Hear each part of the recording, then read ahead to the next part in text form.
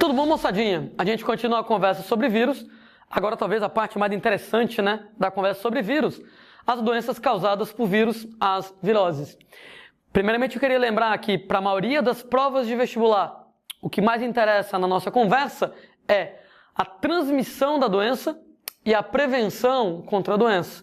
Ah, Landinho, o estudo dos sintomas não é importante? É, mas não tanto quanto transmissão e prevenção. Claro que vai ter questão que vai falar dos sintomas das doenças, mas a maioria delas, transmissão e prevenção. A gente começa a falar sobre as doenças causadas por ribovírus, Inclusive eu lembro que a maioria das doenças virais são por ribovírus. Inclusive eu lembro que se alguém colocar lá, uma questão falando, o vírus de tal doença, ele é de que tipo? Se você não tiver a menor ideia, sempre chute ribovírus, sua maior probabilidade de acertar. Primeira das doenças que eu queria discutir com vocês, dengue, causada por um vírus de um grupo chamado de flavivírus. Flávio quer dizer amarelo, é a mesma família do vírus da febre amarela, e eles também são chamados de arbovírus. Gente, o nome arbovírus é uma abreviação do termo em inglês para arthropode born, nascido de artrópodes. E daí o nome arthropode born, nascido de artrópodes, são vírus, claro que eles não nascem de artrópodes, mas são vírus que são transmitidos por artrópodes. Tanto é que quando a gente fala lá na transmissão de dengue, se dá através da picada da fêmea de dois possíveis mosquitinhos. O principal deles, o Aedes aegypti, principal transmissor de dengue no Brasil, mas também tem o Aedes albopictus. O Aedes albopictus, gente, ele é conhecido lá com o nome de mosquito tigre asiático. Ele é o principal transmissor de dengue fora do Brasil. Então você vai, por exemplo, lá na África, na Ásia, também tem dengue? Também tem dengue. Sendo, moçada, que o principal transmissor é o Aedes albopictus. No Brasil, o Aedes aegypti, com certeza é o principal. É dele que normalmente a gente vai falar. Comentário extremamente importante. Picada da fêmea. Por que mesmo que o macho do mosquito não transmite a doença? Moçada, é porque o mosquito macho, ele é herbívoro. Ele só come mato. Ele é fitófago, que come fitoplantas. O mosquito macho se alimenta da seiva das plantas. Ora, se o mosquito macho é herbívoro, se ele só come planta, ele não ataca você. Como ele não ataca você, não tem um perigo dele transmitir a doença para você. Você tem, entretanto, que o mosquito fêmea, a mosquita fêmea do sexo feminino mulher, ela vai ser hematófaga, hemato, sangue, fago, que come, ela se alimenta de sangue, ela se alimenta do seu sangue, pica você e com isso pode transmitir a doença para você. Eu lembro que ela vai precisar de alguns componentes do sangue, como ferro e proteínas, para poder fabricar ovos. O que quer dizer que não apenas quem transmite lá a dengue é a fêmea, como é a fêmea grávida. Então ela precisa lá do seu sangue para poder lá gerar os ovos dela. Aproveito para lembrar que isso aqui é um padrão para mosquitos em geral. Então tem várias outras doenças que a gente vai descrever que são transmitidas por mosquitos. Sempre o mosquito macho não transmite porque ele é herbívoro fitófago. E o mosquito fêmea é que vai transmitir, hematófago nesse caso lá, se alimenta de sangue, do seu sangue, e com isso pode acabar transmitindo lá a doença. Algumas outras características que nós temos em relação ao mosquitinho lá da dengue. O mosquito da dengue, moçada, ele é urbano, ele não gosta, moçada, de mato, o negócio dele é viver nas cidades, urbano. Ele, moçada, é de hábitos diurnos. Ao contrário do pernilongo comum, que aqui no Nordeste a gente chama de muriçoca, que costuma atacar de noite, o mosquito da dengue ataca durante o dia. O que me leva a algumas considerações, Que no interior do Ceará, muriçoca lá, pernilongo é muito comum, dá 4, 5 horas da tarde, começa a fechar lá as janelas da casa para exatamente as muriçocas não entrarem, os pernilongos não entrarem. não adianta para dengue. Dengue, o mosquito ataca durante o dia, né? Muito mais eficiente nesse caso, colocar tela nas janelas, exatamente, moçada, para evitar que o mosquito entre qualquer hora do dia ou da noite. Né? Aqui no interior do Nordeste, né, muita gente dorme com mosquiteiro. Eita, quando era pivete, dormi demais com mosquiteiro. Né? Em cima da cama, uma rede de filó para evitar que o mosquito ataque você. Dia de mosquiteiro adianta contra pernilongo, contra muriçoca, que ataca durante a noite. Mas não adianta contra o mosquito da dengue. Por que, Landinho? Porque o mosquito da dengue fura o mosquiteiro? Porra, claro que não. É porque o mosquito da dengue ataca de dia. Então, a não ser que você ande no meio da rua de dia com um mosquiteiro na sua cabeça, não vai adiantar você usar o mosquiteiro para se proteger contra a dengue. Né? O mosquiteiro ele é colocado sobre a cama. Normalmente você está em cima da cama quando vai dormir. Então, o mosquiteiro é útil para proteger contra mosquitos de hábitos noturnos, como lá a muriçoca, pernilongo. Como o mosquito da dengue é de hábitos diurnos, o mosquiteiro não vai adiantar.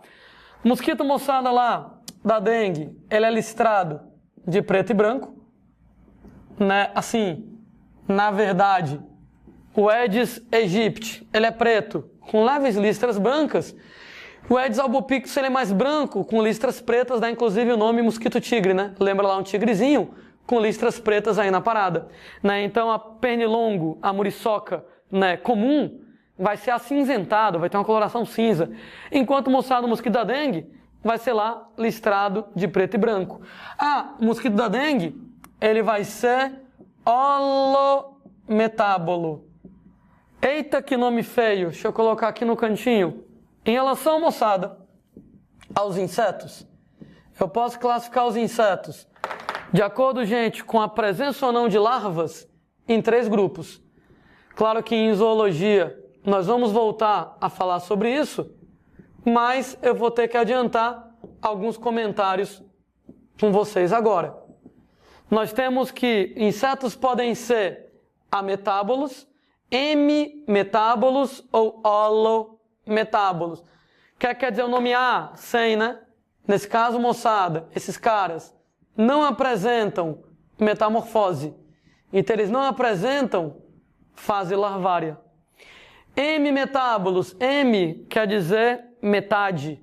Os hemimetábolos apresentam uma metamorfose parcial. Isso quer dizer que eles têm larva, mas a larva não é muito diferente do adulto. A larva é bem semelhante ao adulto. Já nos caras que são holometábolos, holo quer dizer completo, eles têm uma metamorfose total, uma metamorfose completa. Isso quer dizer que a larva é completamente diferente do adulto. Tanto é que ele vai sofrer uma metamorfose completa, vai mudar completamente de forma quando ele assume a idade adulta. E, gente, nós temos então que o mosquito da dengue, ele é holometábolo. Tem metamorfose total, né? Uma larva bem diferente do adulto. Essa larva, moçada, ela é apelidada de cabeça de prego, né? Cabeça de prego, um apelido que você dá lá para a larva no mosquito da dengue. E essa larva, moçada, ela vai se desenvolver em água doce, em água parada e, a princípio, em água limpa. E eu queria lembrar para vocês por que o comportamento do mosquito da dengue de se desenvolver em água com essas características, doce, parada e limpa. Eu lembro mais algumas coisas a respeito de insetos, né? Insetos, moçada, eles são do grupo dos artrópodes, né? Você tem lá o filo dos artrópodes, a classe dos insetos. Filo dos artrópodes apresenta lá um exoesqueleto quitinoso, um exoesqueleto de um material chamado de quitina, característica mais marcante dos artrópodes, e automaticamente os insetos têm isso. E esse exoesqueleto quitinoso, ele é impermeável. Ou seja, moçada, graças a ele, a água não entra, a água não sai no artrópode, ele está protegido contra a desidratação. Entretanto, quando você está na fase larvária, A larva tem um exoesqueleto quitinoso? Tem. Mas esse exoesqueleto quitinoso, ele não está completamente desenvolvido. Ele é fino. Ele é delgado, super elegante, né? Delgado quer dizer fino. E nesse caso, uma vez, moçada, que ele é delgado, que ele é fino, ele ainda não é plenamente impermeável. Ou seja, nos artrópodes adultos, o exoesqueleto é impermeável, não deixa você perder água. Mas na larva, o exoesqueleto ele ainda é fininho, então ele ainda não é impermeável. Isso quer dizer que na fase larvária existe o risco de ressecação. E uma vez que você tem esse risco de ressecação na fase larvária, a maioria das larvas, moçada, de artrópodes, vão ficar em ambientes úmidos ou aquáticos, em outras palavras. Por que que a larva do mosquito da dengue se desenvolve em água? Isso porque ela apresenta o exoesqueleto, estou abreviando, quitinoso, ainda delgado, ainda fino. Como tal, esse exoesqueleto quitinoso não é impermeável. Isso quer dizer que ele apresenta risco de desidratação. Isso quer dizer que a larva se desenvolve na água exatamente para não haver a possibilidade de desidratação. Por que, moçada, que a água tem que ser doce? Porque se a água for salgada, acaba desidratando a larva. Alguém pode me ajudar e pensar como é que o sal poderia desidratar a larva? Como é que o sal poderia desidratar a larva? Por osmose. Já que o exoesqueleto não é impermeável ainda na larva, a água pode entrar, a água pode sair. Se você estiver num ambiente com muito sal, esse ambiente vai estar hipertônico, pela milionésima vez osmose, a água vai do meio hipo para o meio hiper. Se a água está salgada, a água sai do corpo da larva para poder ir para o ambiente, e dessa maneira a larva desidrata por osmose, e com isso ela vai acabar morrendo. Bom, por isso que a água tem que ser doce. Água salgada, o sal desidrata por osmose, mata a larva. Tanto é que aqui, na região Nordeste, às vezes quando a moçada vai lá limpar a rua, utiliza a água do mar, água salgada. Primeiro para economizar água doce, né? Preciosíssima água doce, né? Especialmente aqui no Nordeste, um recurso bem limitado. Né? E segundo, porque quando você lava com água salgada, se tiver larva de mosquito da dengue, detona a larva do mosquito da dengue. A água, moçada, tem que estar parada. Por que a água tem que estar parada? Lá vamos nós filosofar mais um bocadinho. Era uma vez o recipiente com água, onde eu tenho o desenvolvimento do cabecinha de prego. Então tá lá o cabecinha de prego. Gente, o cabeça de prego, ele fica na superfície da água. Por quê? Porque quando eu analiso insetos, os insetos têm um tipo de respiração que é uma respiração traqueal. E a respiração traqueal é uma respiração aérea, ou seja, não funciona debaixo d'água, só funciona no ar. Isso quer dizer que aqui eu tenho água, aqui eu tenho ar, o cabecinha de prego fica na superfície da água, ele tem que estar dentro da água para não desidratar, mas na superfície da água para poder respirar, que a respiração dele é aérea. É que nem, moçada, sei lá, um golfinho, uma baleia, que são aquáticos? São, mas a respiração deles é pulmonar, então a respiração é aérea. Daí eles têm que sempre ficar na superfície para poder respirar o ar fora da água. Então, nesse caso, sempre na superfície da água para poder respirar. No inseto, a respiração é traqueal, respiração ela é aérea. Por que que a água tem que ser parada? A água tem que ser parada porque se a água estiver em movimento, o que pode acontecer é que a larva afunda. No que a larva afunda, se a água estiver muito agitada, pode ser que a larvinha que está aqui na superfície vá lá para o fundão. Lá no fundão não terá ar para a larva respirar e a larva morre asfixiada. Né? Não sei se alguém aí que está assistindo surfa, né? Mas que os surfistas chamam de caldo, né?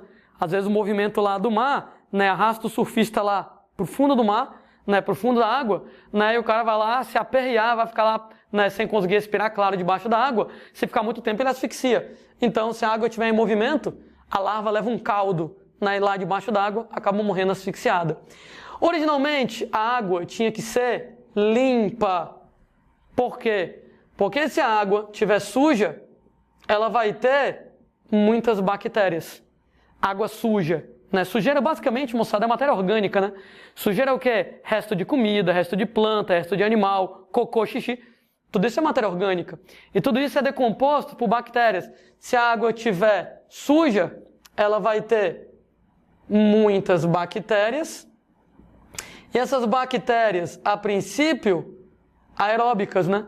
Essas bactérias aeróbicas, elas então consomem o oxigênio e o resultado, quanto mais a água estiver suja, mais bactérias vai ter lá para poder consumir, para poder decompor aquela matéria orgânica da sujeira, e elas aeróbicas consomem oxigênio, de maneira que a larva pode asfixiar. A larva pode acabar morrendo asfixiada. Originalmente, a brincadeira era desse jeito, tá, gente? Originalmente, o mosquito da dengue, a larva se desenvolvia em água limpa. Entretanto, a boa e velha seleção natural, né? Seleção natural, ela está favorecendo cada vez mais larvas de mosquito da dengue que conseguem sobreviver em água suja. Não vou dizer que a água, ela, sei lá, tem que ser, né, completamente limpa para o mosquito da dengue sobreviver. Hoje em dia, se a água estiver mais ou menos suja, o mosquito da dengue, a larva, ainda consegue sobreviver. Mas tem um limite, né? Água de esgoto, não, também não dá, né? Água extremamente poluída, também não dá. Então, hoje em dia, algumas versões lá do mosquito da dengue foram selecionadas pela seleção natural e conseguem sobreviver em água levemente suja. Não precisa ser mais aquela água cristalina que acabou de cair. Levemente suja, mas também suja demais, já não é possível. Então, características aqui que a gente estava descrevendo em relação ao mosquito da dengue, extremamente importante essas conversas pra gente.